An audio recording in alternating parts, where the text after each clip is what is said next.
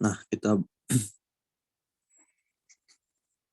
tema pembahasan atau tema khotbah hari ini yaitu adalah kehidupan jemaat mula-mula.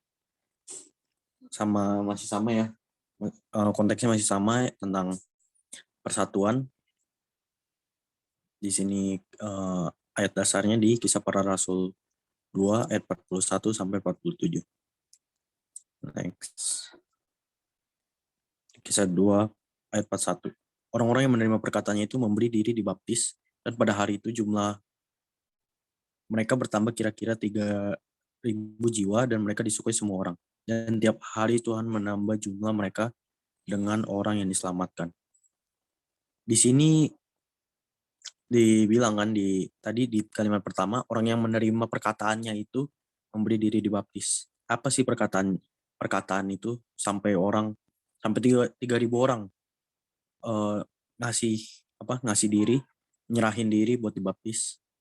Ini perkataannya. Jawab Petrus kepada mereka, bertobatlah dan hendaklah kamu masing-masing memberi dirimu dibaptis dalam nama Yesus Kristus untuk pengampunan dosamu, maka kamu akan menerima karunia Roh Kudus.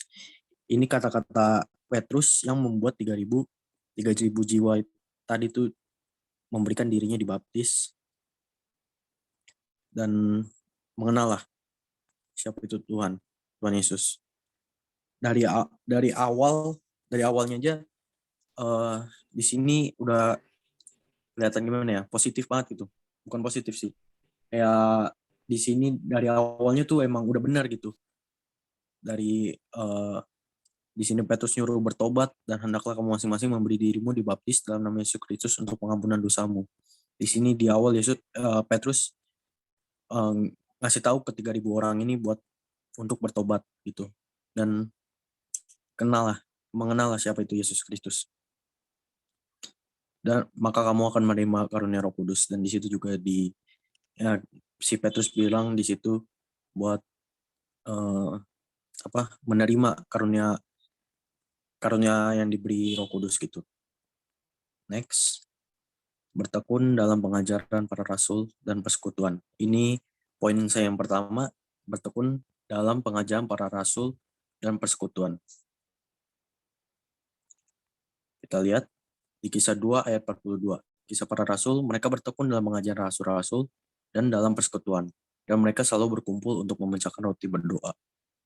Di sini aja dilihat apa yang mereka lakukan gitu, kebiasaan mereka ngapain sih, kebiasaan jemaat mula-mula ini apa aja gitu. Di sini dikasih tahu mereka bertekun dalam pengajaran rasul dan dalam persekutuan. Di sini tuh mereka gimana ya, diajarin gitu, difokuskan gitu, difokusinnya tuh pengajaran dalam pertemuan mereka, dalam ibadah mereka yang difokusin tuh pengajaran gitu, pengajaran rasul-rasul. Nggak kayak istilahnya gereja zaman sekarang lah. Kan banyak gereja zaman sekarang tuh yang kayak membawa hal-hal duniawi ke dalam gereja. Contohnya kayak nonton atau games gitu. Walaupun emang kayak mungkin pendapat orang tuh kayak, wah kan nonton itu bisa membuat kita lebih dekat, atau games itu kan membuat lebih dekat. Tapi gimana ya, kalau di dalam Alkitab tuh beda banget. Enggak, yang pertemuan-pertemuan atau ibadah kita tuh sebenarnya harusnya diisi tuh sama pengajaran-pengajaran yang benar. Nah, next. Nih, sebagaimana 2 Petrus 2 ayat 1. Sebagaimana nabi-nabi palsu dahulu tampil di tengah-tengah umat Allah, demikian pula di antara kamu akan ada guru-guru palsu. Mereka akan memasukkan pengajaran-pengajaran sesat yang membinasakan, bahkan mereka akan menyangkal penguasa yang telah menebus mereka, dan dengan jalan demikian segera mendatangkan kebinasaan atas diri mereka. Ini kayak akibat dari kita gak dengerin tadi tuh ayat yang tadi, pengajaran para rasul malah istilahnya dirombak lah, diubah lah sama guru-guru palsu ini demi kepuasan kita, atau demi hal-hal yang enak didengar gitu sama guru-guru palsu ini. Nah, next di poin yang kedua, persekutuan yang benar itu seperti apa? Atau poin yang kedua ini bisa dibilang kayak kalau tadi kan poin yang pertama kan bertekun gitu dalam pengajaran para rasul. Kalau sekarang kita harus tahu gitu persekutuan yang benar seperti apa. Yang pertama, persekutuan dengan Yesus. Dijelasin di 1 Korintus 1 ayat 9. Allah yang memanggil kamu kepada persekutuan dengan anak Yesus Kristus, Tuhan kita adalah setia. Jadi kita harus tahu dulu gitu fokus kita atau center kita tuh ke siapa dalam persekutuan gitu. Kita harus tahu maksudnya tujuan kita tuh apa. Kalau kita ibadah kita punya tujuan atau kita punya apa ya istilahnya uh, keutamaan atau prioritas tuh sama apa sih? Nah, di sini dijelasin Yesus Kristus gitu. Tujuan kita udah pasti gitu, Yesus Kristus. Di 1 Korintus 1 ayat 9, Allah memanggil kamu kepada persekutuan dengan anak-anaknya Yesus Kristus. Tuhan kita adalah setia. Jadi yang manggil sorry. Bentar, ada yang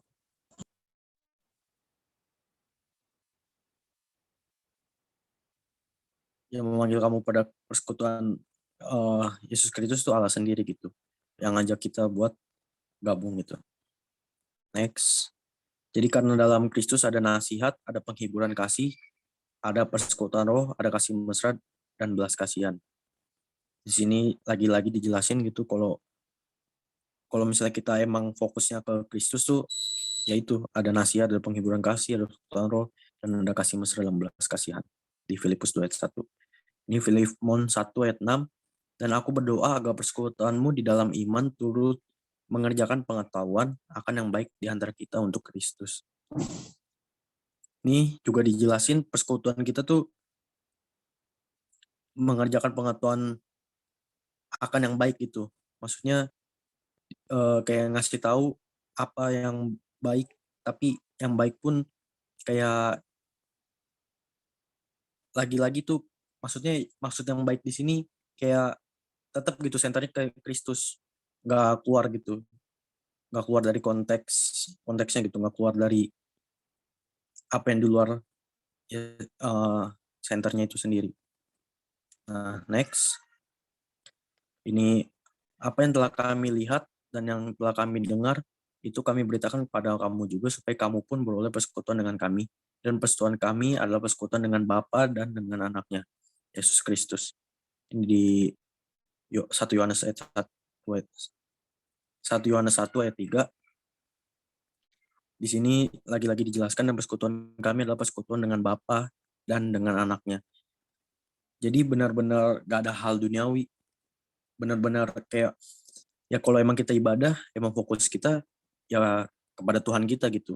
Bukan kepada apa kayak main-main atau contoh dekat sama ngobrol gitu sama teman. Itu tujuan kita itu tadi Yesus Kristus. Nah, ini di 1 Yohanes 1 ayat 6, jika kita katakan bahwa kita beroleh persekutuan dengan Dia, namun kita hidup dalam kegelapan, kita berdusta dan kita tidak melakukan kebenaran. Tapi jika kita hidup di dalam terang sama seperti Dia, ada di dalam terang, maka kita beroleh persekutuan seorang dengan yang lain dan darah Yesus, anak-anaknya itu menyucikan kita daripada segala dosa. Di sini dibilang Yesus, jika kita hidup dalam terang, ya kita ada dalam terang gitu. Maksudnya kita udah tahu kita udah ditebus gitu, udah disucikan sama Yesus, kenapa kita harus menuju kegelapan lagi? Masa ada yang terang kita maunya gelap, istilahnya gitu. Nah, next. Ini langsung aja. Ini Kisah Para Rasul 2 ayat 43 sampai 47. Di sini dijelasin tentang apa sih akibat gitu. Akibat kalau kita benar-benar tadi ngikutin yang tadi tuh. Ngikutin kayak persekutuan, ngikutin kayak Tadi yang poin 1, bertekun dalam pengajaran dan persekutuan, dan kita habis itu persekutuan kita juga benar. Ini akibatnya nih. Maksud akibat di sini positif ya. Maka ketakutanlah mereka semua, sedang rasul-rasul itu mengadakan banyak mukjizat dan tanda, melebihkan kepentingan bersama. Dan semua orang yang telah menjadi percaya tetap bersatu, dan segala kepunyaan mereka adalah kepunyaan bersama. Ini akibat tadi ya. Jadi semuanya benar-benar kayak gak mandang gitu. Maksudnya apa yang mereka punya berarti ya kepunyaan bersama. Apa contoh kayak apa yang pokoknya apapun yang mereka punya itu punya kepunyaan bersama. Tapi kalau konteksnya kayak mungkin yang kayak orang-orang yang apa ya, memiliki kelebihan itu dia bantu dalam materi, tapi gimana sih orang yang kayak gak punya kelebihan dalam materi gitu. Mereka kan mereka tetap membantu dalam kayak waktunya, kayak kayak menyerahkan diri juga untuk waktu, untuk kerja mereka, itu mereka serahkan di sini. Jadi pokoknya apapun yang mereka miliki di sini milik bersama. Dan selalu ada dari mereka yang menjual hartanya miliknya, lalu membagi-bagikannya kepada semua orang sesuai dengan keperluan masing-masing. Di sini dibilang sesuai keperluan masing-masing. Jadi kalau misalnya dibilang kan dibagi rata. Kalau bagi rata kan berarti misalnya saya dapat 1 juta berarti yang lain dapat 1 juta. Tapi di sini dibilang keperluan masing-masing. Jadi bukan berarti semua sama rata, tapi semuanya dibagi sesuai kebutuhan gitu. Misalnya ada yang kebutuhannya lebih banyak berarti dibagi lebih banyak, tapi ada kebutuhannya dikit jadi dibagi dikit gitu. Dengan bertekun dan dengan sehati mereka berkumpul tiap-tiap hari dalam bait Allah. Mereka memecah-mecahkan roti di rumah masing-masing secara bergilir dan makan bersama-sama dengan gembira dan dengan tulus hati, sambil memuji Allah, dan mereka disukai semua orang, dan tiap hari Tuhan menambah jumlah mereka dengan orang yang diselamatkan. Di sini posisi mereka di sini menderita. Kenapa menderita? Karena pada zaman itu kita kita tahu lah kayak kisahnya Paulus gitu, ngejar-ngejar orang-orang Kristen, karena posisinya mungkin baru, jadi banyak yang menganggap kalau ini adalah sekte penyesatan atau gimana. Tapi di sini dibilang mereka memecahkan roti di rumah masing-masing secara bergilir. Di sini kan dibilang tuh masing-masing, jadi mereka berganti-gantian gitu kayak komsel. Nanti di rumah siapa, secara bergantian, karena kayak berkumpul dalam satu tempat itu kayak terlalu menonjol, jadi kayak gimana ya. Pokoknya di sini mereka posisinya sangat menderita lah. Tapi dalam penderitaan itu tadi mereka tetap bertekun dan sehati untuk menyembah Allah. Terus ini tadi seperti yang saya jelaskan, ini akibatnya kok, atau kayak apa sih yang kita dapat kalau misalnya kita melakukan persekutuan yang benar sama bertekun dalam pengajaran. Ini yang kita dapat, kayak semua semua semuanya saling mengasihi, semuanya saling peduli gitu. Ini yang kita dapat. Nah, langsung kesimpulan di Matius 15 ayat 9. Percuma mereka beribadah kepadaku sedangkan ajaran yang mereka ajarkan ialah perintah manusia. Di sini dijelasin kalau percuma mereka ibadah gitu, sia-sia gitu. Kita ibadah kalau mereka yang apa yang mereka dapatin itu perintah dari manusia, bukan perintah dari Tuhan, atau yang mereka ajarin tuh bukan keinginannya Tuhan lah. Dah, segitu aja. Ingat tadi yang pertama, kita harus bertekun dalam pengajaran dan persekutuan. Yang kedua, kita setelah tahu persekutuan yang benar, kita harus lakukan itu. Dan terakhir ini percuma kita beribadah tapi kita nggak tahu gitu apa yang sebenarnya kita dapat atau apa yang sebenarnya kita dengar. setiap hari Minggu sama hari Sabtu. Dah, gitu aja. Ada yang mau bertanya?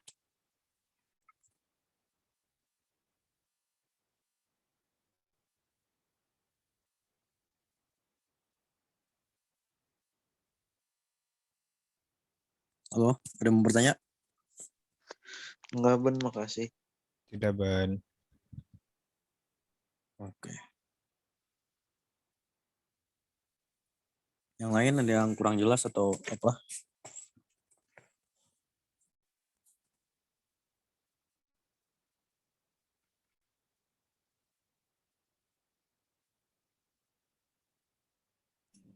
Yuk, gimana teman-teman?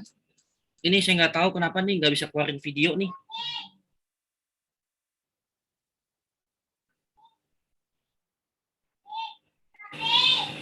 Halo, suara saya jelas kah? Jelas kok, jelas. Ini saya nggak tahu nggak bisa keluarin kamera nih. Nggak ngerti kenapa. Ren, nanti kalau ini putus sampai jam berapa, Ren? Kurang tahu kok, putus jam. Kayaknya 40 menit sih. 40 atau 30 menitan. 40 menit berarti dari jam 7:30 ya? Enggak, dari jam 19.40 tadi mulai. 40. Oke, masih ada 10 menit lagi ya? Iya.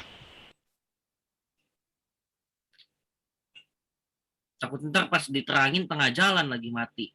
Atau enggak gini Masih deh 20 teman-teman. menit dong. Masih 20 menit.